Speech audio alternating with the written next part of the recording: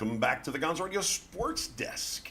It's about all the radio voice I'm going to be able to do today. Hi, how you doing? I'm your host, Gonzo, Big Daddy Gonzo, that loud bastard. Welcome back. The post-NFL post-mortem show.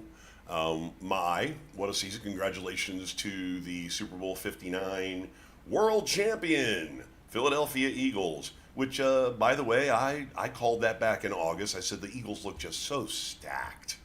So stacked. They've got two mammoth defensive tackles that they drafted from Georgia in successive years. They built a defense around those kids that is stifling. And let's hear it for Vic Fangio. So I started looking like a genius the farther the season went.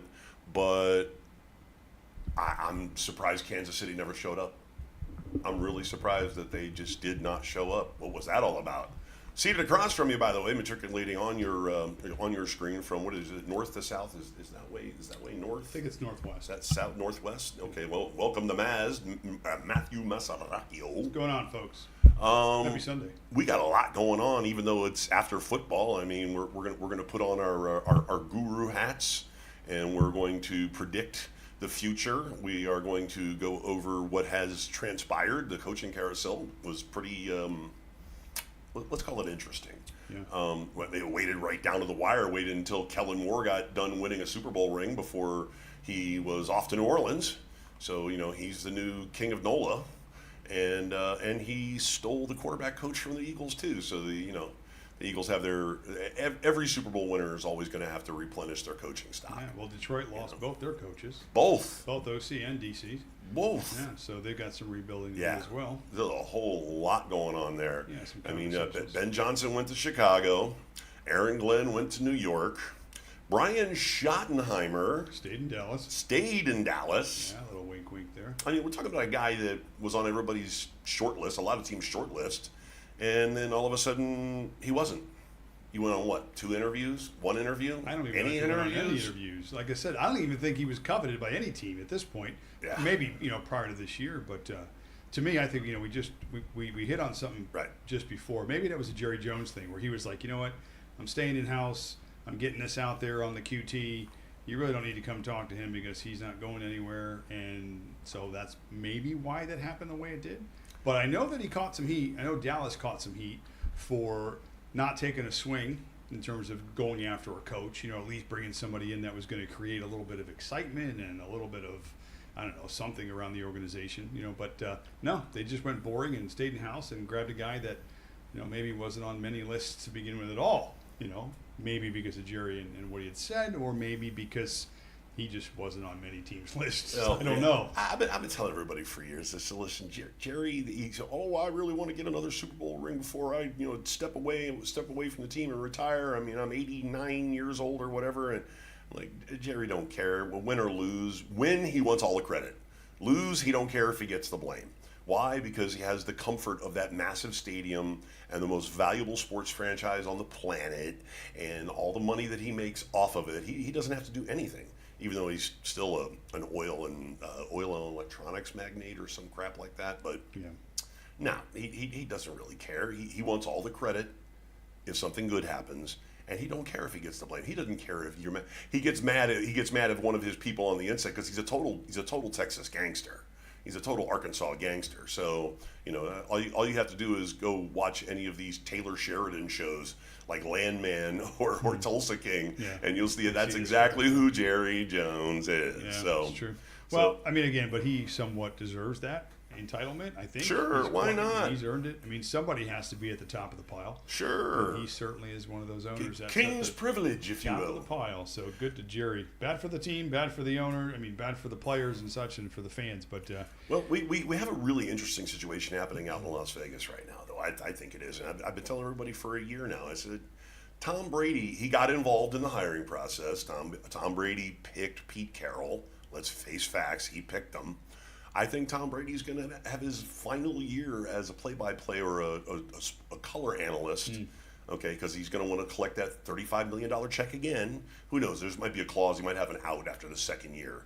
But he's going to go take over as president of football operations. Mark my words. Is he? What is he? A 5% owner right now in the Raiders? I think it's 5%. Yeah, what he has it's now? like either 5% or 12%, something like that. Big difference, but I think it was a low. I think it was not low. 5% is still a huge number, but yeah, that'll certainly probably go up. Well, and we're gonna see if his football brain is good. And I mean, football brain has been very good for the Denver Broncos. So Well, yeah, it's been a Lynch thing too. I think it's been a combination of a few factors. well, Lynch out in San Francisco Well, is these former players, Yeah. former coaches on that train or that tree have been very, very smart. So yeah, for yeah, sure. most definitely. So yeah, we've got Pete Carroll out there establishing a new culture for Las Vegas. I think you're going to see a three-headed monster at quarterback next year. There's going to be a big competition in camp. Everybody's talking about a reunion with Russell Wilson. Maybe, possibly. But I think it's going to be veteran, high draft choice, maybe Shadur Sanders. And Aiden O'Connell is still under contract, so he'll be there. I think they're going to get rid of Gardner Minshew. Wouldn't mind seeing him in Miami. That wouldn't be a bad idea. That guy's a great backup everywhere he goes. And Well, the little bit of Steeler news that I just read. oh my God, was I listen. I was being sensitive to your emotional attachment to the Pittsburgh Steelers. Well, you guys have got some chaos going on right I'm now. so ultra focused on baseball now. I've kind of put football to the They're burner. sneaking it by you. The two things I'm listening for clearly are the quarterback rumors. I'm hearing a bunch of them. We're hearing Aaron Rodgers at one point was the clear favorite, according to Vegas, to be a Steeler. Now the latest thing that I saw that I read this morning was a trade involving the Rams, Cooper Kupp and Matt Stafford, for a second, a third, and a fifth And a bag of towels. next year. Okay, that's great. I would rather have those players certainly than Aaron Rodgers. But I will go back very simply, and then we'll move on from this whole Steeler thing. when you have the same shot callers in place, then how do you expect to get different results than what we've already had? So you're basically trying to piece together your team by bringing players in through free agency, which will work generally if you make the right moves. But again, same philosophy, same coaches, same result for me. So unless every move that they make somehow is the perfect move and it is enough to overcompensate for their failures on the coaching side and on the culture side of things, because now every year there's one or two players in the organization that just go off the rails. That never happened. It's happening now. So whether they get everything else in terms of the performance on the field to overshadow all the problems, the underlying problems, which again rarely happens, then yeah, maybe there's some success if they bring in Stafford and Kupp. I can tell you those guys are championship guys, and I know they're not going to be dealing with any of the bullshit that goes on, especially at the receiver position, because that's been the Achilles heel for the Steelers the last several years. Our top guys, Antonio Brown. Now we're having problems with Pickens. What is it about the Pittsburgh water? It makes a kid go bananas. I after about 2 years, all of a sudden it's boing, Deontay Johnson, another one, boing. What the hell are we doing here? So, there's obviously an issue with how things are being taught or how they're being instructed. It's the water, I'm telling you. Okay, so whatever. And from that perspective, again, if you got the same pieces in place or the same people calling the shots, and all you're doing is you're interchanging your chess pieces. If you're the dumbest chess player at the table, you're going to lose every time. Well, it doesn't matter, if you have the same pieces or not. If you don't know how to move your pieces, if you don't know how to, put your pieces in the best position to win, then you're just spinning your wheels. That's insanity. The definition of insanity. It's surprising to me that Arthur Smith, your offensive coordinator, has not gone after Ryan Tannehill. Because he's had the most success with Ryan Tannehill more than any other quarterback that he's ever worked with. Now, granted, he had Derrick Henry to hand the ball off to 30 times a game, but Ryan Tannehill had a career-high completion percentage, Pro Bowl nods, all of that when they were together for 4 years. Great. So we bring in Ryan Tannehill, okay, and that does what exactly? Does it move the needle? Stabilizes quarterback? Stabilizes what? We are stable at quarterback. We have average quarterback play. Okay. We don't need more average quarterback play. You need more offensive linemen. Our offensive line has been at the more bottom for the last 7 years. You cannot have your offensive line be that bad for so long. Because Preach. The excuses, I mean, what excuses are you left with? Is it injuries? Is it draft choicing? Is it business? Is it guys underperforming? Is it just preparation? What is it? 7 years? What is it? Well, you made a few improvements last year, okay? I mean, you had like 3 holes on the offensive line I'm last just year. going by statistics. Right, And if you but look at the statistics, injuries hurt you last year. We've been a bottom 10 offensive line probably 7 of the last 8 years. Yeah, okay. I relate. So have the Dolphins. What are we doing? Dolphins have been bottom 5, so there, we've been worse. You We can't. suck No, more. at times. We suck more. At times we've been there too. There's no excuse for that when you build a franchise on running the ball in defense, when you can't block and you can't protect your quarterback, which means you can't stay on the field, which means it puts even more pressure on your defense. Look at how good our defense has been the last couple of years. And that's been despite the offense being atrocious. Imagine if we had an average offense, how good that defense would be. Imagine how much better those guys would look on that side of the ball that they spent all the money on anyway to be able to win games and play. Lean on the defense, but give them a fucking chance. The offense doesn't allow them to do that. The coaching has not allowed them to do that, and the fact that they cannot fix the most important part of your team for years is a problem. But what do? They bring in a guy that struggled in Atlanta to call plays, and they put him with a coach who hasn't won a playoff game in fucking 12 years.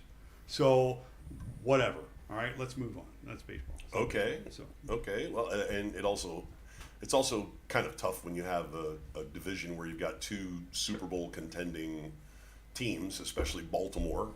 Cincinnati, once they get their defense together, they're actually a Super Bowl contender because we all know Joe knows how to win games. That's embarrassing, too. That's 2 teams in the same division that cannot get out of their own way with no excuse as to why they can't fix their problems. Yeah. They're in a much better spot than we are. They have the quarterback. The best one in the league, perhaps. Yeah, and they still Joe can't Burrow. get to the playoffs with that defense and offensive line. Oh, yeah. Another organization that needs to look at what they're doing and make changes at the positions and with the people are making the decisions. There are smart football people out there. There are teams that turn these things around quickly. A year, you can turn your franchise around in a year in the NFL. Oh, yeah. If you hit in the draft 4 or 5 players and you use free agency, you can turn your season around. It happens every single year. Oh, yeah. But when you can't do it for a number of years and you're stuck into the same problems systemically over and over again, then you have to make changes at the top. Yeah, oh, yeah. And you can't fire yourself if you're the owner, so you have to go to the next guy, which is the coaching staff, the guys that are responsible to put the best product on the field. And they're not doing it. Loyalty is the biggest cripple in this country right now for anything, is loyalty and afraid to hurt somebody's feelings. Just make a fucking change already. I'm offended. God, just look at reality. People are just afraid of reality. Well, look at the Detroit Lions. Okay, 2 years ago, a lot of people seem to forget that, last year was Dan Campbell's second year. That Campbell regime, that was their second year in charge. Okay, first year they were, what were they? They were 6-10. That was the last 16-game season. They were 6-10. But the Lions hadn't won anything in 40 Right. years, so But it didn't matter. They changed the culture. So they were just continually, and they finally got it right. Yep. And now they continue. The Steelers have a history, a culture. They had a culture, a history. Maybe it's gotten stale. It is stale. Okay. And that's my biggest thing. That's what I'm saying. I mean, the Lions are Even more stale than that Dunkin' Donuts coffee roll you brought in. Godly, it was bad. I know it was very heavy too. It was heavy and it was a hard shell. Very dense roll. Yeah, it's a good thing. If you had to defend yourself with it, you could have. And I would totally understand. Shot put that thing for training. You're like, come on, baby, get it out. So we've done your team. You got my blood pressure. We've done your team therapy. Now we're going to do my team therapy. My team therapy is pretty simple, and that is clean a little bit of house. They've decided to keep the Greer and McLovin combination because Greer kept his mouth shut, and he's been a loyal maid guy. So you don't get rid of a loyal maid guy. You give him an extra chance. So he kept his mouth shut. When he goes, they'll go together. Yeah, that'll be that's a together. Boom, boom. One week after the other. Less. Yeah. I don't think McDaniel's going to lose I don't think he's going to lose the locker room. I don't think he's going to lose the locker room. He's going to keep a bunch of guys that are his guys. That's the reason why I think Tyreek Hill is going to stay. Okay, because no other coach in the NFL would put up with that crap. No other coach would have taken any shred of that shit. It's been quiet though. Okay. The Tyreek Hill news. There's Yeah, been none well, of it. he's been apologetic. He took Super Bowl week to be apologetic, and Pro Bowl week to be apologetic, and that's fine. And he says he wants to stay. He's only got 40 million reasons to want to stay, but. And I don't think they're going to get rid of him. So Dolphin fans, get over it. We're not trading Tyreek Hill. It's just not happening. He probably told him. He said, listen, we're going to make you the offense this year. Stay with us one more year. Let's build some coach bullshit talk, whatever. I don't doubt it. Got inside Ty because Tyreek's not a smart guy. You can just tell. He's a football guy, but he's not a smart person. He's not a smart life guy. So if you got him on your side for now, use him as most as you can, like they will. He's still a talented player. So yeah, so he's not a theoretical physicist. Okay, he's not an absolute genius. He's got a lot of street smarts, a lot of common sense, but he's also a little kooky and a little freaky. How about character flaws? Yeah, a little bit of a character issue. Some of us have more than others. Yeah, He's got a few. Little bit of a character issue, but fair enough to say because he's a character. Whatever. He is a character. Okay. So he's staying. But the bottom line for the Dolphins is you better go out and acquire about 8 offensive linemen, and 5 of them better be starting quality. And then you figure out who's who. Okay, you got to let Armstead go. You've got to trade Bradley Chubb. You got to get rid of some of that overage because they're right now because of the moves that they've recently made, letting Raheem Mostert go, letting Kendall Fuller go. They've cleared some space. They're going to have to clear more space, and so it's going to be a little bit of chipping away here, chipping away there. Not even for whatever assets you get for Bradley Chubb. You get Bradley Chubb, you get a 5th rounder and a bag of towels. That's fine. Okay, but they've got to restructure, and they just got to put offensive linemen. I don't want to see a skill position player drafted. I don't want to see one of them. Running back, wide receiver, tight end. It better be a great tight end because we've already got a good one. He may be on the tail end of his career, but Jonnu Smith is just fine. You still have Smythe or no? Nope, they got rid of Smythe. He was one of the guys they got rid of. Saved $2.5-3 million, something like that. You got to start chipping away at that big block. Yeah, no, Jonnu Smith had a massive year last year. So, a lot of the initial mock drafts, a lot of the experts are saying Malachi Starks from Georgia, and this kid Zabel, the offensive lineman from North Dakota State. The kid has started on all 5 positions on the offensive line, which is great if we want to put him in at right guard, and he can be the backup center. And boom, and we can plug that kid in for the next 10 years. So there, boom, boom, 1, 2. I don't care what you do for 3, 4, 5. Trade some guys away and get some other pieces. There's been rumors about trading our compensatory 3rd round draft choice for, say, a Zaire Alexander who wants out of Green Bay. That would be fine if you can make it fit under the salary cap.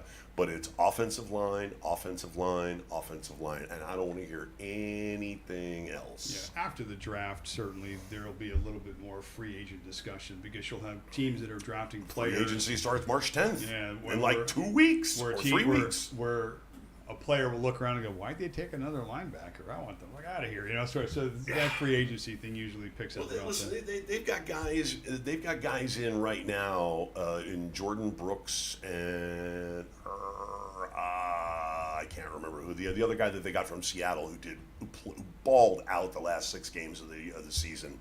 They went and picked him up. Brain fart. Anyway, but yeah, they got guys that they can bring back that know the system, that played well in the system, and will be easy enough to bring back, and that's fine. That's great. Do that, but I don't want to see any skill position players. I don't want to see any of them. I just don't. Okay, they just keep Tariq and keep the guys you got. I don't want to see any skill position. I don't want to see you draft a running back. No, forget that. Yeah. Offensive line, defensive line, safety. Malachi Stark, he's a 6'2", 220-pound safety. Yeah, he's a banger, and he's a ball hawk. Look at his body of work at Georgia. Yeah, that's a no-brainer. You want a guy that can run your defense, and so Weaver's going to be there like that guy right there. Yep, thank you. Okay, and I'm done. And Weaver will leave the room. That's it. I got the guy I wanted. You can have whatever else you want. Draft offensive lineman for the next 7 picks. I don't care. And that's what they have to do. As simple as that. Otherwise, Greer, McDaniel, you're done. You're out of there. And I've told you before. I want Louis Riddick as a general manager. You get Louis Riddick, the personnel guy who's had a few stops here and there with Cleveland and And Philadelphia, smart guy. He's the smartest guy on ESPN. Everybody has him on his shows, and a lot of what he says comes true. No, he's a smart guy. Very smart guy. You know, we're all assuming because of the ownership stake in the Raiders that Brady has that he's going to go to the Raiders, perhaps, right? Oh, 100%. Now, what happens, again, he has Florida connections too. And in Tampa, yes, of course. What happens if he decides to keep it in-house and there's an opening with the Dolphins? What's his relationship with Danny Boy? I mean, is him and Danny tight? Because I know Danny would have something to say about that. Like they would probably. What, Louis Riddick? No, I'm talking about Brady being interested in having a position with the Dolphins franchise and not the Raiders franchise. I said, is there room for that? That would be highly unusual for a minority owner in a team. Well, he'd have to sell his ownership. He'd have to sell the ownership for the Raiders. But he's not going to want to do that. I'm telling you, I keep telling everybody, he's going to end up being the president of football operations for the Las Vegas Raiders. Would you be okay, I guess, then, or hypothetically, if things changed tomorrow, you woke up and you found out that Brady was interested in a ownership position with the Dolphins? How would you feel about that? All day, every day. All day, every day. Take over for Ross. Okay, right. Buy him out. Done. Okay. Screw you. You keep the stadium, keep the fruity tennis and the Okay. F1. You keep all of that. That's all you. We'll pay you rent. That's what I wanted to hear. Okay, because that's the only way. God, don't even get me started on Ross. But okay, so we've done the Dolphins. We've done Dolphins. Yes, go get a backup quarterback. By the way, backup quarterback. Hey, Gardner Minshew will be out there. Yeah. I love Gardner Minshew. Go ahead. But he mandatorily has to grow the Fu Manchu back. Got to grow the Fu Manchu back so that I can wear a fake Fu Manchu because I can't grow much here. You can grow a Fu Manchu. I grow a Fu Manchu. I'm a little gappy right there, but I want the Fu Manchu back. I want So, the stash. Obviously, we talked a little football. Mm-hmm. We're going to be segueing into some baseball this year because it is baseball season now. But we can, we're going to make it fun. We're going to make it go. We're going to talk a little bit about, I don't know if you heard this, but ESPN and Major League Baseball are separating after this year. Yep. They didn't agree to terms. Yep. ESPN offered whatever it was, or they didn't come to terms on it. It was not enough. I'm not surprised. I'm not an ESPN guy. I haven't been them for years.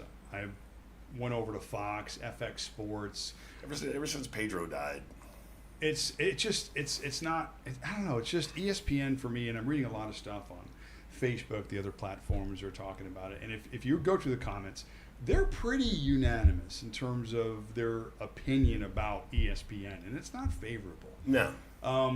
There's many reasons for that. We can go into political, we can go into just coverage, we can go into personality. The mothership is taking on water right now time. for the last couple of 3 years. Big Actually, time. since COVID, I would say. I think they're swinging and missing on this baseball thing. Baseball's popularity is coming back. It's improving. Over the last several years, it has increased.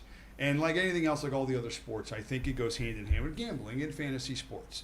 I think when you raise the stakes in it, then certainly the things associated with it, like there's so much stuff baseball, you can gamble on with baseball. Oh my God! It's a massive industry, and it's growing, and it's taking these sports along with them. They go hand in hand. You can't watch a baseball game not see a commercial. You can't watch a game on TV, look at the stadium, wherever they're playing, and see an advertisement for DraftKings, FanDuel, whatever.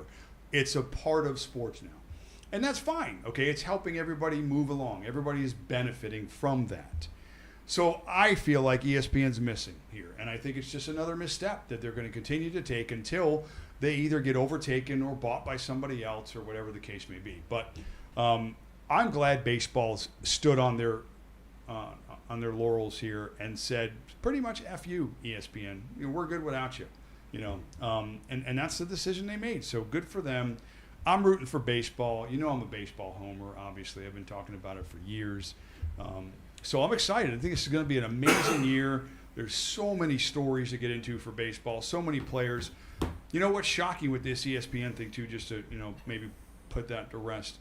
The whole Ohtani thing, the whole Dodger experience now, they have now probably 3 of the best 4 or 5 Japanese players on the planet. Turning Japanese. Okay. I think I'm turning Japanese. On I really the think Dodgers. so. The global influence in Asia with these players alone is just, it's massive. And it's only going to continue to grow because this game is obviously a global game.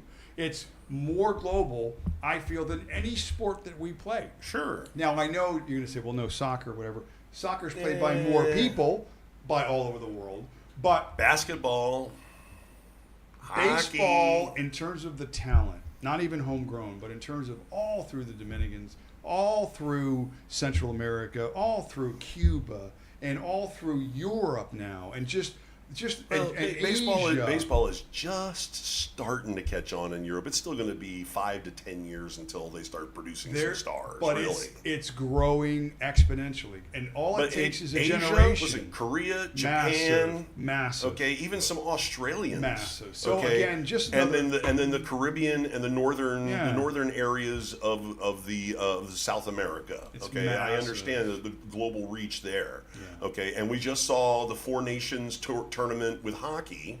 Okay, which they could put 2 other nations in there as well. And Well, the and probably, WBC when they were here with the World Baseball Classic Right. was massive. yes, the international Yeah. appeal It's is growing. huge. So anyway, back to if ESPN. the San Francisco Giants were smart, they'd go after Korean players. Well, I mean, it's certainly helps to be a little bit closer geographically, I guess, but it doesn't really matter. The reach. If Otani was a Yankee, he'd get the same exposure as if he were a Dodger. But again, these guys and overall baseball right now, I think, is gaining popularity. I think it's going in the right direction, and it doesn't really need ESPN. And I think that was the statement that it made. It was like, okay, fine, you're moving on, we're moving on too. We got Fox, we have FX. Now, just like football, you have all these streaming platforms that are vying for your business. I'm sure as baseball's popularity grows, I mean, it won't be the same price tag, but you'll have streaming services, vying for their product as well. And hopefully in doing so, new set of eyes, new set of faces. Again, maybe they, relook in terms of exposure, and that tends to get, a little bit more popular. So it just builds, the momentum will build on each other and just continue to grow the game of baseball here as well as globally. So that's hopefully what we're doing. So we take a break. We can come back and talk about some players because they're swinging bats right now and they're pitching pitches. It's preseason games. We already had an 11-10 game yesterday. I think Angels and the Seattle Mariners. Juan Soto just hit another home run. I Juan guess. I mean, Soto. it's just like every at bat, the Yeah. dude's cranking home runs out of that stadium in Port St. Lucie. Yeah, I want to talk about the top 10 when we come back, about top 10 for fantasy drafts this year, where we think these guys are going to go, and if these guys really deserve to be top 10 players. Fantasy baseball. Let's go. Coming up. Let's go. Right after this. I've had to listen to this dude moaning about this right after the first of the year. Like, pitchers and catchers report. Oh, they've reported. Mm-hmm. They're there. Everybody's in place. Let's go. Okay. Let me hold him back. Okay, right after this break.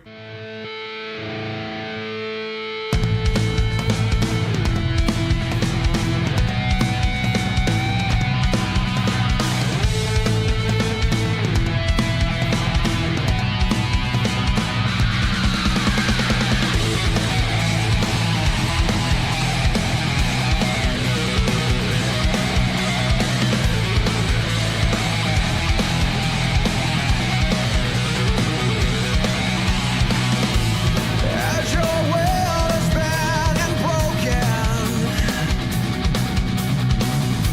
and every vision has been cast into the wind.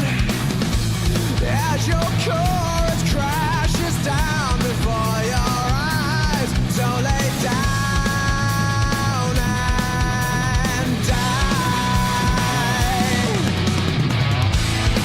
'Cause I see in you more than you ever know. And I ask you what, you question the strength inside, and you need to know how it feels to be alive.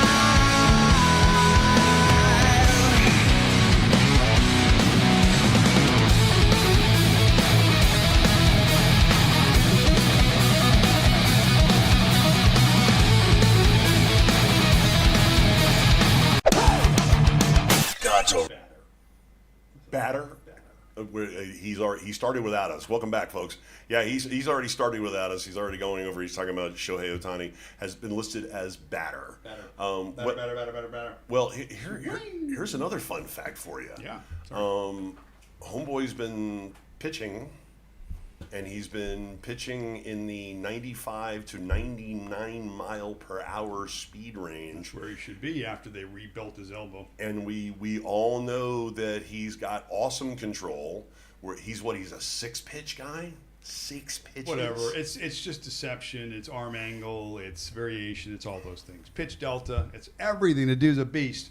But if he's the 4th or 5th starter in that rotation, yeah, but he's not. He's probably the second starter. are we gonna crown the Dodgers again? They have a lot of wins on the board. 103 says Vegas. 103 and a half, I think, was the total. We'll talk about that too. I will say this though about the pitching this year, since we're talking about the Dodgers and Ohtani and whatever. What I've seen so far in the beginning parts of this spring training is 3 or 4 teams that I know for sure are going to be going with a 6-man rotation. Now, I think overall, over the last, and this is statistically driven, over the last 15 years, the number of innings that the starting pitchers have been going have been less and less. Okay, 15 years ago it was almost 6 1/3, 6 2/3 innings, the average start. Now it hovers just around 5 innings. Right. So it's come down considerably. What that does puts a lot of pressure on your bullpen. Mm-hmm. Ironically, what these guys are doing with these better starting rotations is they're going with 6-man rotations. Now, what that does is that takes a man out of the bullpen. One of these guys that you use during the year to keep that bullpen fresh. Right. You're not going to just take one of your 6 starters and throw them into the bullpen on an as-need basis. So you're putting a lot of pressure on those 6 guys to throw innings. And it's something to look at for these teams. Now, the Dodgers have a staff they can do that. We mentioned Ohtani and Buehler, and, man, they're loaded for Yamamoto. The other Japanese pitchers, they're loaded. But well, you're playing what? You're playing 24 games a month? Is that what it is? 24 a month? They take a day off a week. So however that works out to be, I don't know. But it's basically most rotations are every 5th day. Right. Which means with a day off and whatever, you're pitching once a week, okay, on average. Right. Now, with going with a 6-man rotation, it does extend your starters because they will get an occasional extra day off depending on travel and depending on whatever. But again, that's helping the starting pitching. This trend goes against what the overall direction that starting pitching has been going, and it goes against the face of what the problem has been, which has been trying to preserve your bullpen. Now you're taking a piece out of that and still trying to do the same thing. And the only way that works is if your starters don't go 5 innings. Okay, these 6 guys are going to have to go 6 and 7 in order to be able to keep that system intact. There's a few other teams that are like that have right. Well, generally what we're seeing is that most rotations, it's usually the 1 and the 2 are the extended guys, the guys that go 6, 7. Sometimes you pitch complete games. It just works out that way. It That just you works want out those that way. guys too. Yeah, They're your workhorses. Well, they're your front end starters. Right. That's why they're like that. But as the year goes on and there's an injury and there's a replacement and things change, Justin Verlander. That 1 to 5 rotation will change. And you may have a guy go on, especially with a 6-man rotation, they typically go on 5 days rest, let's say. He may go on 7 days rest that week. Or on a short. Must be nice. Or if an injury happens, there are times maybe earlier in the year, probably not so much later in the year, where a guy may go on 4 days rest. He may be on a pitch count, but again, it's just to keep things moving along. Because they don't just look at today's game. They're looking at where they're going to be in 2 weeks when they don't have a day off. And they know 2 of those games are going to get blown up, and they're going to have to put 6 guys in the game. So it's a constant chess match for these managers. I'm hearing Nolan Ryan just going, these pussies. Yeah. So again, it's just another piece when I try and find the fun in all this. Again, it's not just throwing and hitting, catching, running. There's so much that it's such a chess match, and it's just a lot of fun. So that's just something I'm watching to go into. So anyway, listen. One time we're gonna have a show, and we're gonna get a big whiteboard behind you. Yeah. Okay. I'm sure ESPN and all the networks, they have fancy telestrators where you can just point and everything happens. But we'll get you a whiteboard. The X's and O's in baseball. You can put your Dr. Sheldon Cooper, particle physics, your theoretical all the physicist. positions all set there up. You go. Where they need to stand. There you go. Because let me tell you what, the analytics are just out of hand. Yeah, out of control. It's not like Pete Rose. You pitch, you hit, you run, you catch, blah, blah, blah, blah, blah. No, it's insanity. Analytics, man. It's insanity. So, top 10. Okay.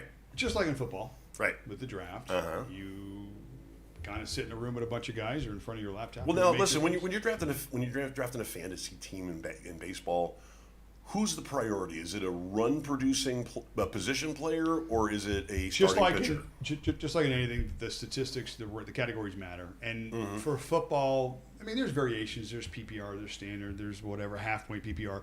Baseball, there are 20 different variations of leagues. Yeah, no shit. You can have head-to-head. You can do roto. You can do 5x5s. You know, the categories. There's so many variations. So the most important thing is to figure out what your league is, just like you would do in your football. How many points do the kickers get for a 30-yarder? So you want to learn your league clearly and find out what's important. This top 10 list, again, probably not much deviation how it'll end up going, is probably like a PPR league in football, where it's pretty. People know what they're chasing in terms of categories. It's probably 8x8. There's probably 8 offensive categories, and then there's probably 8 pitching categories. So they try and, at least in some of the leagues, give you equal distribution between the pitching categories and the offensive categories. So, but this is just basically a top 10 list that they've generated based on what they think the projections for this year is going to be. And it's pretty accurate. What caught my attention right away is 5 of the top 15 guys are shortstops. So the position this year is loaded. So like in football, when you're looking at positions and you have to start a team, shortstop know that you've got 5 cracks at it, essentially, that are going to be pretty, you'll have some confidence in terms of taking those guys where you take them. So maybe early on you're not taking that shortstop. Maybe you're passing Bobby Witt, or if you're in the 3-hole or 2-hole or whatever down the line, and you'll have to get familiar with these names, but you'll understand, just like in football, put a couple of guys in your pocket that are going to be, good value guys that are maybe have high ceilings, just like in football. Not Christian McCaffrey. Put them over here and build a team from that perspective. But just real quick, Shohei Ohtani, number 1, what he did last year, 50 homers, 50 stolen bases. Ridiculous. I think he had 59 stolen bases, 54 homers, hit over 300. We've never seen that before. Half of them were against the Marlins. Yeah, I mean, and that team, at least on paper, got better this year. They signed. They got more Japanese this more year. Pitching. They're bringing back everybody on offense. Less gambling. Minus Gavin Lux, but who cares? So, Shohei Ohtani, what he did last year, he's going to be the number 1. Now, in leagues, you're going to have to somewhat determine what those are going to mean once he becomes a pitcher. Because, like in his situation, on that 5th day, you're going to lose batting and you're going to gain pitching. But the leagues that I played in since he's been is you had to declare. So you could not use him for both. Now, last year, obviously, he didn't pitch at all. Didn't matter. This year, again, he's not going to be probably 100% out of the gate. So I wouldn't be looking at him, as one of the top-end pitchers. But maybe by the end of the year, certainly he'll be able to regain that. Well, let me paint a picture for you, okay? It's the divisional round of the playoffs, okay? And let's say the Dodgers are down a game in a 7-game series. And here comes Big Show. And Big Show comes out and deals a 7-game gem and bails them out. He's the insurance policy for another World Series. He really is. Well, I got news for you. There are 103.5 wins according to Vegas this year. So it's not just Ohtani. I'd be inclined to take the over. They've got other pieces that are certainly going to be shining this year. They had how many last year? 111? 113? No, like that? I don't know what it was last year. I don't know if they got the 110 last year. I don't think they did. I think it was like 108, I think. It was a bunch. But either way, they're clearly the favorite, and they should be, and they have lots of talent. So Ohtani clearly will be number 1, being designated here as a batter because he will be in the lineup. And the thing is, as a batter last year, I believe he only missed like 4 or 5 games. Yeah, he had over 600 at-bats last year. So he had 636 at-bats last year. So that means he not only great, but a workhorse. Yeah, so he didn't miss many games last year. Okay, so he's clearly number 1. Bobby Witt, man, the Royals, they're a bottom payroll team, but they just find guys. This dude led the league in hitting last year in the American League, hit 332, 30 homers. I think he got to 40 stolen bases or pretty close to it. 31 stolen. He went 30-30. Oh, you remember when Jose Canseco, you were like 30-30? Oh, my God. Yeah, he did it last year, and he hit 330. So was on base 40% of the time. With a terrible team around. I mean, a decent young team, but not the Dodger lineup. No. Yes, for sure. No. So, and in baseball, again, we can talk about a lot of different things when you're looking at, check boxes, same as in football. You're on the fence, you're not sure. You look at the lineup. You look at the protection around him. You look at a guy in Cleveland who's on this list who, in a lot of my mock drafts, when I'm sitting at like 7 and 8, I'm looking at Jose Ramirez, okay? And I'm looking at, and they have him at 5 this year, which is incredible. This dude is just the ultimate fucking player. Last year, 39 homers, 41 stolen bases, on base 34% of the time, hit 280. He just does everything. He's a beast. And there's not much in that lineup. Josh Naylor hit behind him. I think Andre Jimenez, a little infielder, scrappy hitter. He was hitting second most of the year. Oye, the number is Jimenez. Yeah, It's Jimenez. So it's like not a lot of protection. And unfortunately, this year, Aprende más español. I'd like to see that dude in the Dodger lineup or in the Phillies lineup or now the Mets lineup. He's striking out at a 45% clip in his career. It's terrible. But a guy like this, and I watch a lot of MLB Network, and what they do, which is amazing, is they break down every player. They'll break down swings if you're a hitter. They break down pitching if you're a pitcher. Right. And they really get into the swing, okay, the analysis of it. And these are by baseball players, guys that did this for years, that are ex-professional studs in the game, that know hitting, okay? And they break down, and you can clearly see it on tape. It's a shoulder this, or it's a leg up ahead of this, or the head's not in the right spot. Whatever it is, the athletes have this ability to get this information too, and they're working as hard as they can. Baseball is the toughest game in the world to be good at, okay? You're measured at a failure rate of 70%. If you fail 70% in baseball, you're a Hall of Famer, okay? Where else in life can you fail 70% of the time and be considered the greatest at what you do? Okay, so that just goes to tell you the magnitude of how difficult Strip the club game is. DJ. Well, you're in the top 60% for that. So, my point is that it's a brutal, brutal game, and guys that are so ultra talented, like an Aaron Judge, who at any time can hit the ball out of any ballpark on the planet, deserves to be where he is here at number 3. And Well, yeah. I mean, the guy is the only thing that's going to derail Aaron Judge's career is injury, in my opinion. Just because you just don't see many 6'7" guys, 250, 260, Right. run like he does, jump like he does, play like he does. Paul O'Neill, his first, let's say 6-8 seasons that he was playing, he was what, 6'6"? He was a Paul big was dude. a big guy. He was a first baseman though, but Yeah, still, but still, he could get after it. He could run. Yeah. And when they sent him out to right field, he could still get after the ball. But Aaron Judge is big just, dudes can ball. Aaron Judge is a different cat. And well, he's also a good kid too. What I'm hoping for him, okay, ultimately, is that he can take the coaching. Okay, he can take the coaching. He can improve what needs to be improved, especially when the playoffs are considered. He can improve what needs to be improved, and we all know when you're with the Yankees, playoffs and postseason counts a lot, especially with the fans there. I mean, Yankee fans have pretty high standards. Unrealistic sometimes, Yeah. but high standards because they're the standard of Major League Baseball, really, honestly. So, and by the way, you're allowed to have long hair and you're allowed to grow facial hair New York, because Steinbrenner's tired of losing out to free agents with beards. yeah, basically, I mean, everything comes to an end eventually. Right, Even the right. beard- Not everybody's, even the beardless Yankee. Yeah, exactly. I wonder if Nick Swisher's going to come back and grow some facial hair for him. Judge deserves to be at 3.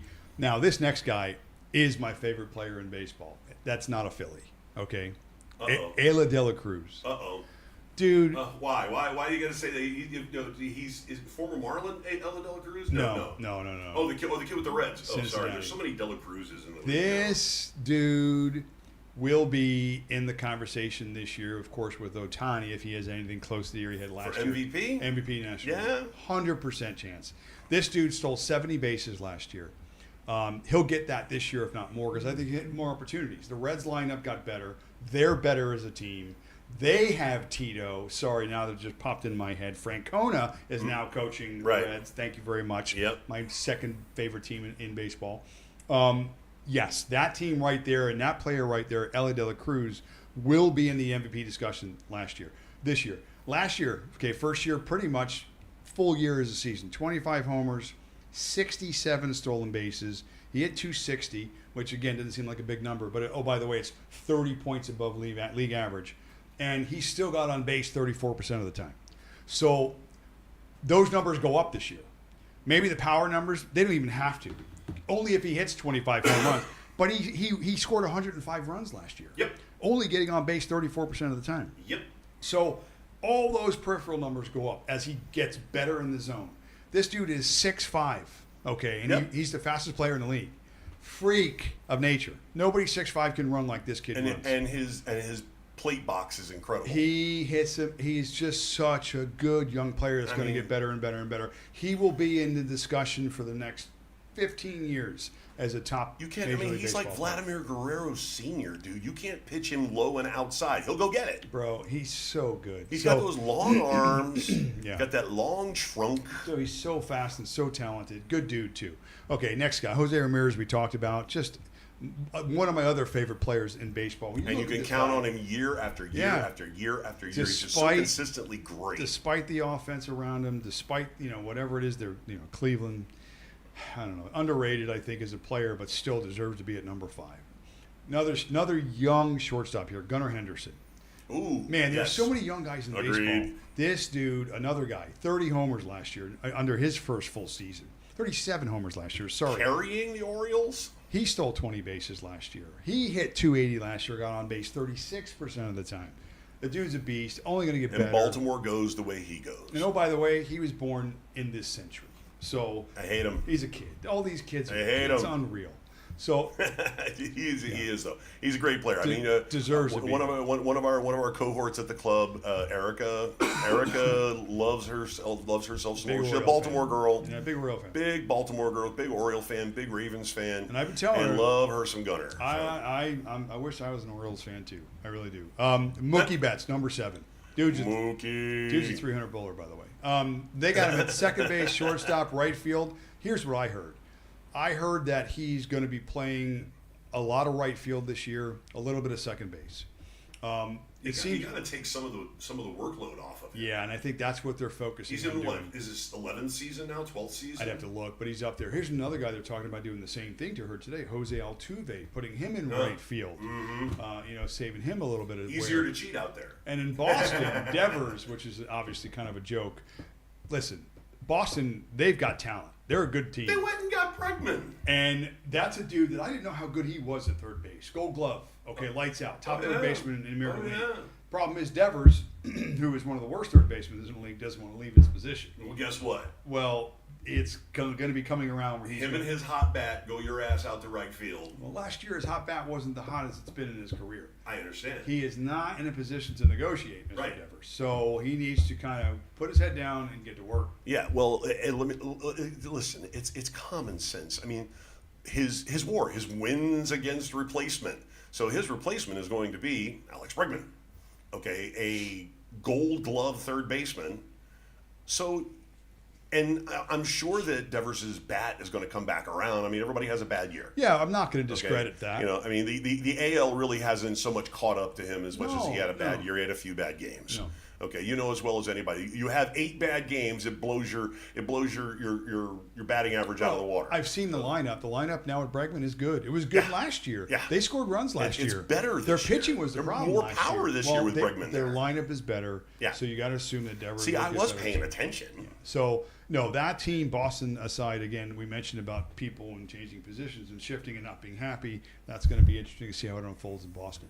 But so Mookie Betts, number 7. Guy is just perennial. He's in the best lineup in baseball. He's probably going to be at the top of the best lineup in baseball with guys like Ohtani and Smith and Freeman and all these guys behind him. It's just and the shiitake mushroom guy. It's just not fair. It's not fair. Kyle Tucker went from Houston. Obviously, he's in the Cubs now. The Cubs lineup is good.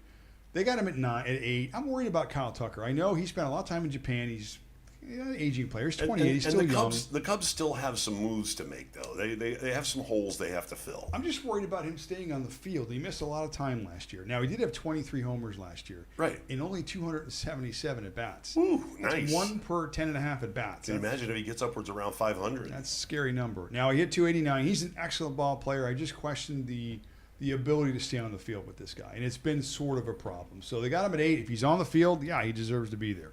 But, again, he's one of these corner infielder guys that you're going to have to kind of worry about drafting some protection. I was going to say, if you draft him 8th, then you come back around in the second round, you got to go get another guy who's going to be an everyday dog. Forget your starting pitcher. Go get another everyday dog. Here's a difference in between baseball and football. When you're drafting football, you can handcuff. Right. You can go get the guy who's number 2 in line. Right. Baseball, you're not grabbing the guy on the bench to fill a roster spot. No. So you're drafting players that can fill in. At least you have to figure 80 to 85% of what you're going to be missing, at least to hold the place, right? And in order to do that, you have to go get another starter from another team. So you have to make sure when you handcuff in baseball, you do it in a way that you've got enough coverage there, and it could be for a long time. Baseball. Could you handcuff within a system? in Within terms- within a team system? Say you take. Typically, the players aren't good enough that you're going to want to put them on your team and hold down a roster spot. Oh, okay. Go ahead. You know what I'm saying? Because you're not going I to. have never drafted a fantasy baseball lineup, so and plus, you don't know who that player is going to be until that player gets hurt. Right. You know, it's not like you can look at a depth chart in football and go, well, the backup running back, or at least when you look at snap share, Right. typically if a guy's getting 60-40, the number 2 guy should move into that one role. Yeah, like once- in football, you know that if you're dumb enough to draft Christian McCaffrey first or second, you got to go get his backup sometime in the 7th or 8th round. Phillies, if you draft Trey Turner at shortstop, you're not going to go draft Whit Merrifield, his backup, and who's going to, it just doesn't happen. So you have to be aware of the players you're drafting, what maybe their downside in terms of injury, because baseball, you go on the IL, now they have a 10-day IL, I think, but mostly it's 2 weeks. That's 14 games. I mean, you're missing you need to get somebody in there who can certainly replace what you're missing. So Kyle Tucker's a guy who is, if in the lineup, is a beast. Just concerned about his durability, and he's at 8. So number 9, probably the best mustache in baseball, Corbin Carroll. This dude doesn't even look like a baseball player when he's out there. He can be a Yankee now. But he is also very good. 22 homers, 35 stolen bases last year. It's kind of a down year for him last year. You're betting on the upside here because his career averages are 260 as a batting average. Last year he only hit 230. So there were some injuries. Maybe there's something wrong with the swing. Something to watch in spring to see if he's kind of rebounded, if he seems to be hitting the ball well. Looking at you, hitting coach, Yeah, so that's something you need to kind of keep an eye on. But manager. upside, talent-wise, this kid, Corbin Carroll, he deserves to be in the top 10. So he certainly is there. Let's see, number 9. I'm sorry, last guy, number 10. Juan Soto. Got him at number 10. I'm sitting here wondering, when is Juan Soto going to get into the picture? I mean, we're talking about a guy who's probably going to be in the MVP picture. I just want to look at the Mets lineup for a second. Last year, Lindor had his best season in several. Okay, now his average, he's a 260 guy. On base a little bit, maybe a 330 guy, but he's not your typical leadoff guy. But he hit 30 homers last year. And now he's going to be in front of Soto. Well, perhaps. I'm curious to see how the lineup goes. The most important piece in that lineup this year, and people who know baseball are talking about it, it's not the re-signing of, what's his name at first base. It's obviously Soto, putting him in the lineup. Big extends Pete that Alonso. lineup. No. The important part of that lineup this year is Mark Vientos, Yeah. Oh, yeah. who last year was a stud. Agreed. All his peripherals were just like beyond his years, okay? And if you put him at the 2, Yeah, I'm not going to get into what I look at in terms of assessing a baseball player's talent, but if a young guy is near the top in stuff like contact rate, plate discipline, those sorts of things measure how good a player has an approach at the plate, especially first time around, because that is important. If you don't know the pitchers other than seeing them on tape, seeing a pitch at 100 miles an hour is different than watching it on film. So it's getting to be a familiarity with the players. That's a disadvantage for the hitter. But yet he got through all of those and shined. So here's a guy that putting him 5th, to have a guy like that hit 5th in your lineup that can drive and runs, can obviously can hit gaps and stuff, and is a smart player. That Mets lineup this year could be one of the top lineups in baseball. So, and those guys just have to do what they did last year. And all they did now is add one of the best players in baseball. Soto this year at 10, I think, is a little bit of a discount because easily he could be, and let's just look at his numbers last year. Oh, listen, first He got of all, to 40 homers last yeah, year. 10 is a conservative ranking. He got 40 homers last year. He had 288. And if you remember during a stretch last year where Judge was really struggling, Soto carried the Yankees. He's got that ability. Well, how many New York homers do you think are actually in a draft going to jump up and grab him third, fourth, fifth? So, this is is the a guy discount. that easily at the 4109 he had last year. I mean, if he's at 288 last year in Yankee Stadium in that short porch, I mean, I know the Cubs in the summertime, you can launch balls out of that stadium too. I don't know. He can easily be a top 5 guy for me this year. So he's feasted on NL pitching. Just looking quickly at the top 10, if I'm moving some pieces around, and it's really hard, I'm worried about Ramirez at 5, only because of the lineup around him. I would move Dela Cruz. He's already at 4, but I'm comfortable with any of the first 4 guys you take. Ohtani, Witt, Judge, and Cruz. In any order, actually. Probably Ohtani 1, and you can probably flip those other 3 Cruz guys. second, definitely. Yeah. We're talking about best overall baseball player in Probably the game. Witt 3rd, Judge 4th, something like that. And then you start to get down into like Mookie Betts and Corbin Carroll. I probably wouldn't have at 9. I would probably jump Soto 3 or 4 spots, get him maybe 6 or 7, but easily. I mean, you're not going to go wrong in the first round. I could see 1, 2, 3. It could end up being Ohtani, Dela Cruz, Soto. Bang, bang, bang. Yeah. Now just 1, 2, 3. the first pitcher taken here is Tarek Skrull for the Tigers, number 18. So that's the middle second round coming back. And this dude, man, I saw numbers from him last year. He was an inning hog, though, right? Listen, let me get this right. His last 10 or 11 or 12 starts, his batting average against was 123, and his ERA was like 1.24. What? Right.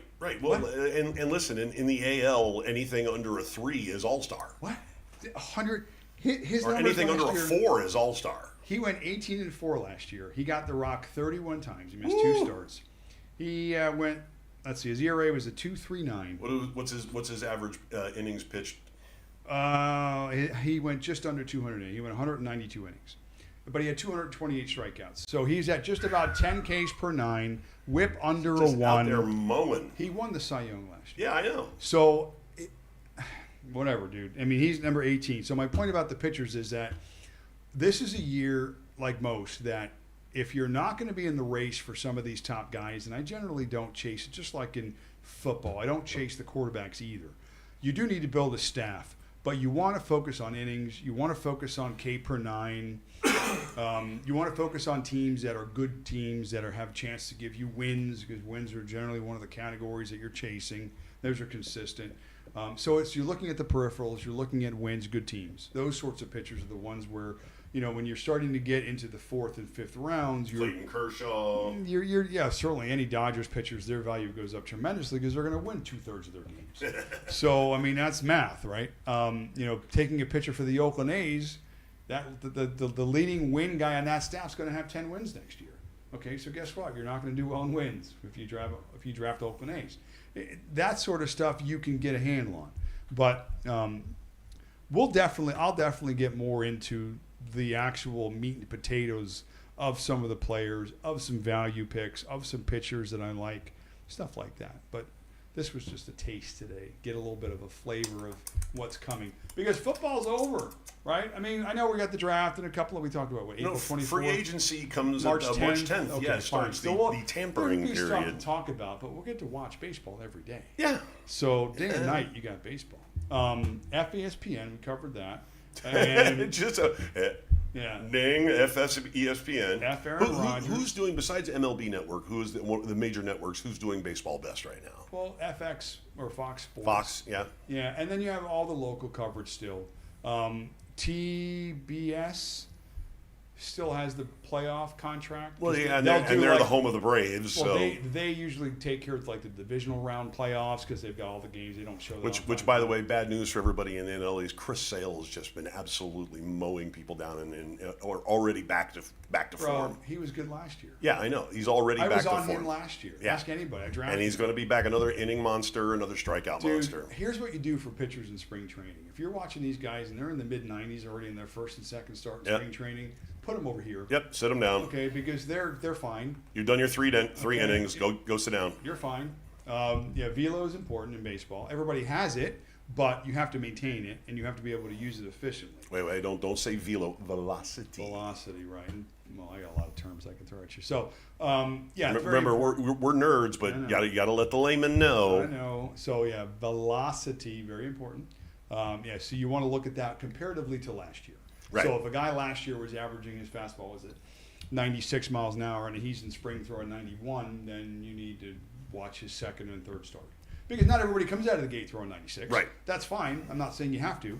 But if it's a week before we get to opening day and your guy's at 91 still and he was at 95 last year, then put him over there. Right. Do not right. take him. Well, hey, and you look back to guys like Roger Clemens, who comes out in the spring training, and he's throwing in the high 80s. Why? Because he's working on his location. He's working on getting the ball, putting the ball where he wants it to. And then you'll see the third, the fourth start. All of a sudden, you hear that pop, 92, pop, 95. What I'm saying is don't look. A guy can have a 10 ERA in the spring, and I don't care. Don't care. Because not one bit. Here's what I will say: is they'll go out and just work on a pitch. Right. They won't. It's not even so much velocity.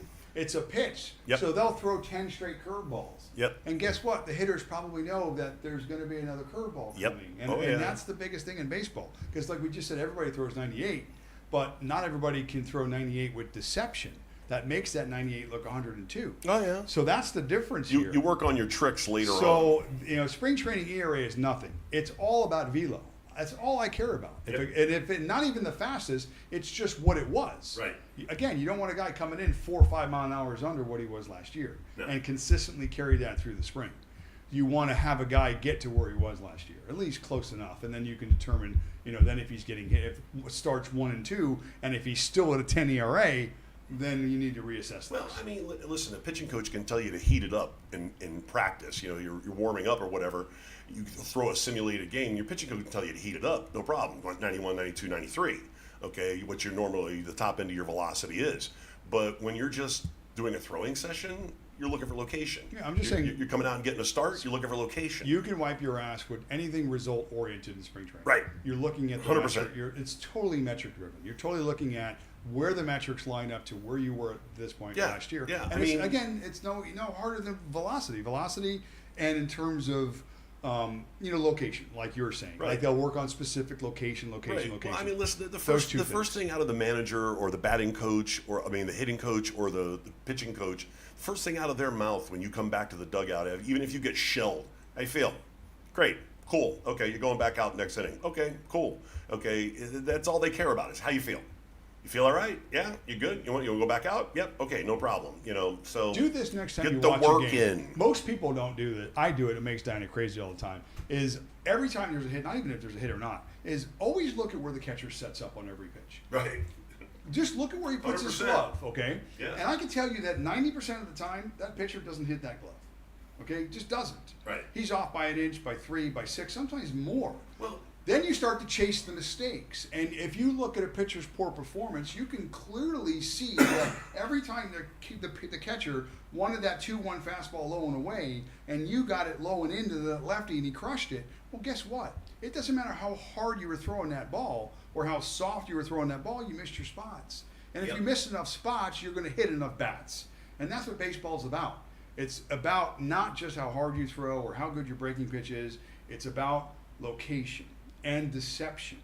That's what the game is in terms of pitching and hitting. Because everybody throws 1,000, and everybody who's got a bat in hand has amazing hand-eye coordination that can put the Right. ball in play. Yeah. It's just a matter of putting it together at that time, in that moment, because it's a chess game between the pitcher and yourself at that moment. right. Okay, so that's what you're looking at in spring training. That's what you're looking at as the season progresses in the early stages. Is your pitcher doing that? So watch your pitcher, watch his starts. If if he's doing so, have confidence in that guy. Know that you're going to get his best. All right, baseball nerd, are you done? No, but I will stop. Okay. he's not going to be done. Now we will be back next week, right? You're not. There's no volleyball tournament. Orlando next weekend. Huh? Again, I'm in What? Orlando. You're in Orlando again. Orlando again. Another volleyball tournament. Coming back Fortunately, Sunday. spring training is going on, so we'll be able to go in 2 weeks. For sure. Are you sure? And we'll have. Are you positive? We'll have a 3-hour baseball show. We'll Listen, do drafting and advice. You and know whiteboard. I love Bree. You know I love your daughter. You know I think she's awesome. I think she's an awesome volleyball player. She's a great kid. But you're interrupting my podcast, Yeah, lady. I know. We gotta get this worked out. Keep kicking ass, kid. Go get that scholarship.